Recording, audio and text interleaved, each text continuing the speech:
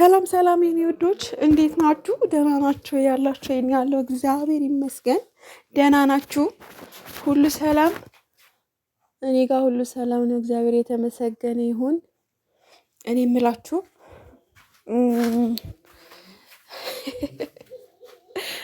ትላንትና ሩታ እንትን ልካ ነበር አይደለ? ምንድነው የሚባለው ሽምግልና ምናምን ማለት ነው። እና እንዴት ነው አብርሃም ማን ከማን ያንሳል ብሎ ዛሬ ሱፍ በሱፍ ገሽቶ ከሚዜው ከማን ነበረ ሚዜው ማነህ አንተ አቤላ ጋር እና ዛሬ እንግዲህ ሽምግልና ወደ አብዬ ቤት ነው የሚላከው። ወደ ማን ነው ጎበስ?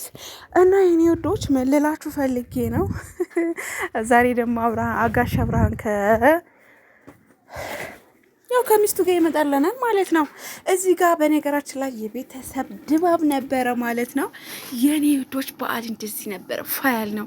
ከዘመድ አዝማድ ከጓደኛ ምናምን በቃ በጣም ነበረ ደስ የሚለው። እዚህ ጋር ማዘርዋ እየጨፈረች ነው ያ እና የበዓል ልብሳችን አለበስንም ባይዘው ሰው ቤት ጥሪ ነበረን። እዛ ስንጠራ ቪዲዮ ሰው ቤት ማልቀርጽም ብዬ የበዓል ልብሳችን ሳለብስ እንደዚህ ፋዘሬ ፋ ብሏል።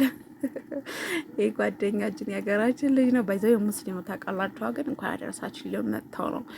እዚህ ጋር ደግሞ ያጎት ልጅ አለች። ሁለቱ ተማሞች ናቸው። ላስተዋውቃችሁ ብዬ ነው። ያኛው ደግሞ የማዘር የአክስቴ ልጅ ያጎቶች ልጆች ናቸው እንዳለ ማለት ነው።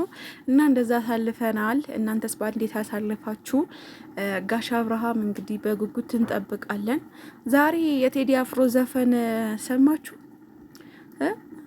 ዋው በጣም የሚገርም ነው። በተለይ መሬም ስለ እናንተ ያወጣው በተለይ ማሮቼ ስለ እናንተ ያወጣው ቴዲ አፍሮ እውነት ለመናገር በጣም ነው ደስ የሚለው። በስደት ሀገር ላይ ያላችሁ እህቶቼ ገልጿቸዋል ማለት ነው።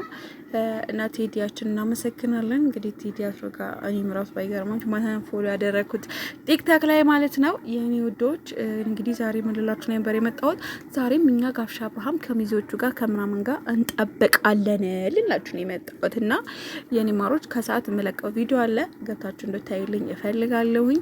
ሀሳብ አስተያየታችሁም እንድትሰጡኝ እፈልጋለሁ። የኔ ውዶች ሰላማችሁ ብዝዝት ይበልልኝ። በጣም ነው የምወዳችሁ። ክበሩልኝ። ባይ ባይ።